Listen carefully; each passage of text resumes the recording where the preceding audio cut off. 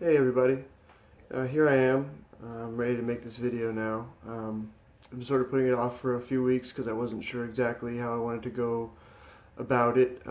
There's some things that are a little bit touchy, especially to people who are going through Suboxone withdrawal and are juggling decision making and trying to make the right choices for themselves. So, and one thing I don't ever want to be on this channel is somebody who sort of makes up people's minds for them about anything, you know. Hopefully I'm just one of many videos that you guys all watch, and hopefully I'm just one voice of many voices that you all hear. And so you take my experience with a grain of salt and insert it into what you already know and into your own life experience. And I guess what I really want to say is that what's right for me, what has worked for me, and what is working for me won't necessarily be so for you. And so I'm just checking in here to let everyone know where I'm at, how I have been doing, what's been going on, etc., etc. So what I'll do first is just give a quick sort of summary of what this channel has been all about and what I've gone through since I made the first video back in October of last year, I believe it was. I stopped using Suboxone cold turkey after a month of starting to try to lower my dose, but after having used about 8 milligrams a day for about 8 years straight, you know, 1 month of any kind of a taper really isn't a taper at all. And so I at this point stopped telling people that I did any kind of a taper because I think it's a bit silly. I think it's more accurate to just say that I stopped cold turkey, not to, like, you know, make it seem like I'm tough and bold or anything like that. It seems like a more reasonable explanation of what I went through, having had all this time to consider all those things. So I jumped off then. You can see my first video of me, you know, laying in bed and sort of going through the psychological malaise and wish-wash that happens. First 20 days, 20 to 30 days was where most of the physical withdrawal symptoms took place and where I suffered from those the most. The night sweats, the not sleeping, crippling anxiety, things like that.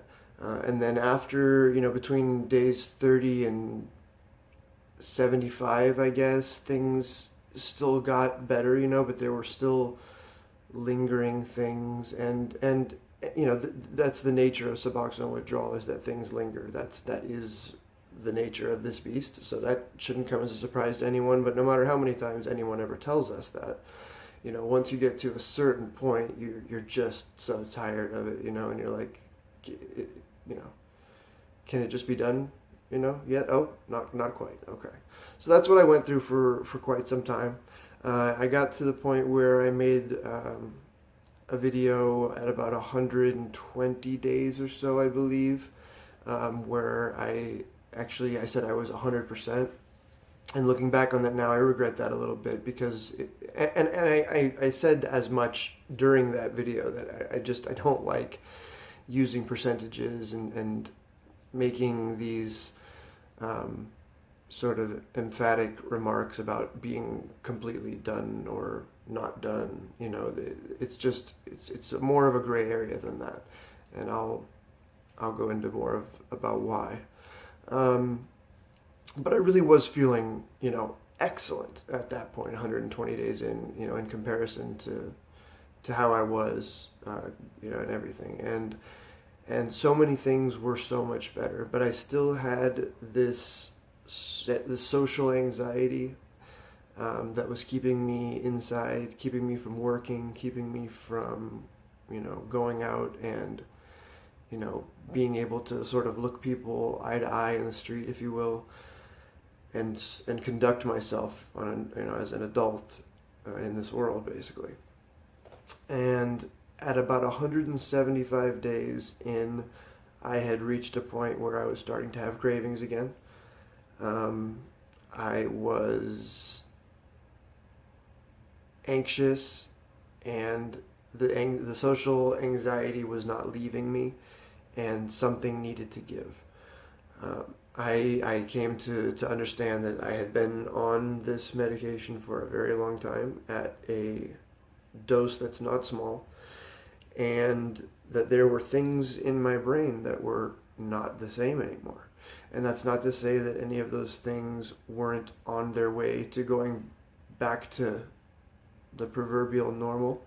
But I think I was out of patience at that point. 175 days is a long time to not sort of feel comfortable being around people and sort of doing things in the world again. You know, in all of the traditional opiate withdrawals that I've ever done in my life, which I've done many, you know, you feel so much better after, you know, 2 weeks, 3 weeks max, you know, and so it was just, I just couldn't wrap my mind around how long everything was taking. And you guys see me, if you've watched my videos, my main thing in all this has just been to maintain an optimistic outview, or outlook, excuse me. And that's sort of what's kept me going through all this, you know, and there were probably times where I where I said that I was doing better than I really was, because, you know, I wanted to be doing better than I was, and I sort of believed that I was getting there, but there was still something inside that was empty. So that's what I'm kind of getting at here.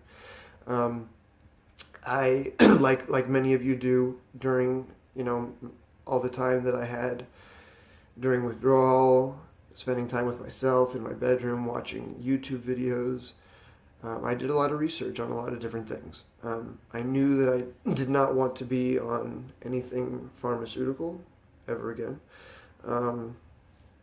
I knew that, but I also knew that something had to give sort of now, and I needed something to help me. I really did. But I wasn't going to jump into anything lightly, and I was going to do my research and educate myself on whatever that thing was going to be.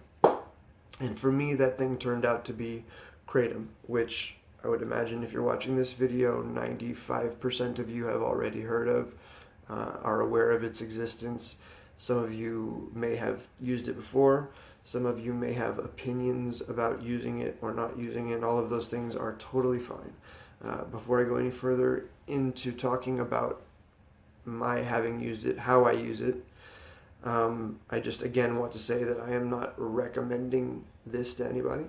I did not start taking this stuff until after 175 days off of the Suboxone. I had been smoking marijuana in between that time, and that was all. And I really hope and pray that anyone in a similar position gives themselves a lot of time to really decide if they need something, you know, if they want, you know, to lean on something again, because that's not a decision that you can make lightly, or you can make it lightly, you should not. Because at the end of the day, anything that you have to take on a regular basis to feel okay, and when you don't take it, you don't feel okay. I mean, it's, you know, it's that cycle, right? But there is a cost benefit to everything, and there is a lesser of two evils situation going on here for me. My voice is getting very cracked up right now. Apologize. Deep breath. So, how about 175 days? And I'm not going to mention any kratom vendors in my videos. Please don't ask me in the comments to tell you where I got mine, where I get mine. You know, this is not a sponsored channel here. This is not, I don't ever want there to be any idea that, like, I'm working for some company trying to sell something here. That would be the most disgusting and dishonest use of this medium that I have with you guys. And so I give you my word that that's not what's going on here. And so to sort of reinforce and back up that statement and that pledge, I will never mention a vendor or a place to get anything or anything like that. So don't ask, because I won't tell. If it's important enough to you, you'll do your own research and you'll figure it out. So I have been using it every day since about the 175 day mark. I take what's considered, if you do research, about a moderate dose every day. Again, I'm not going to go into how much, because I don't want anyone to watch this and go, oh, he takes this much of this and he's feeling better, so I'm going to take this much of this so I'll feel better.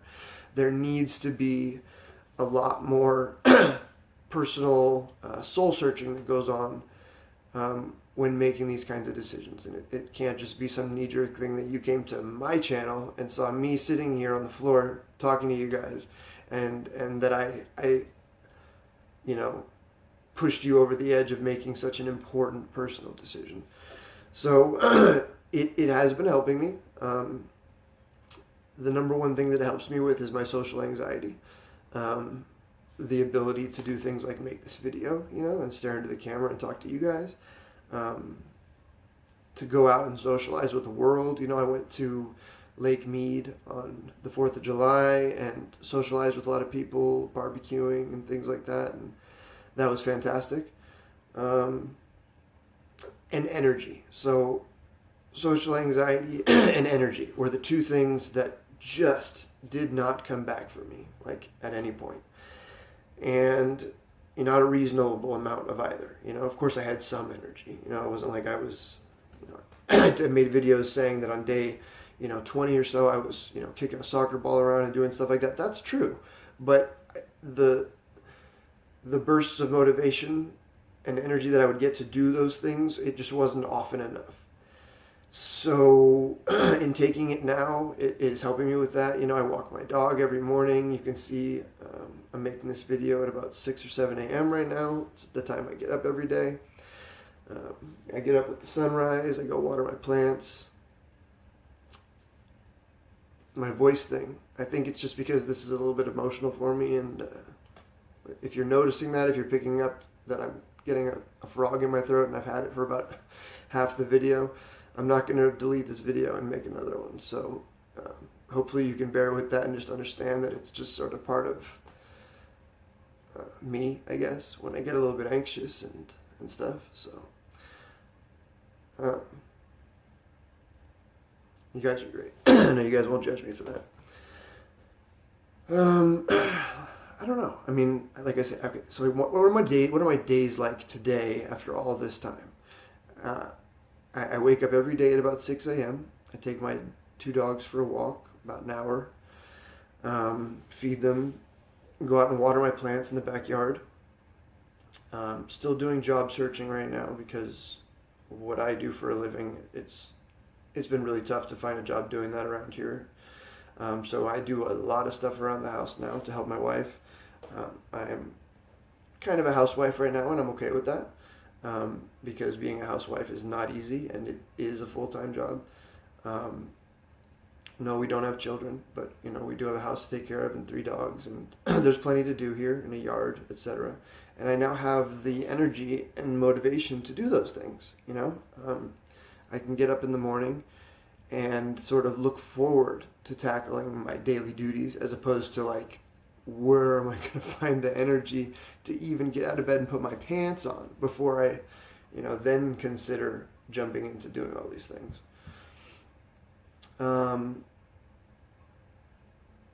I am physically dependent on the Kratom to an extent, absolutely.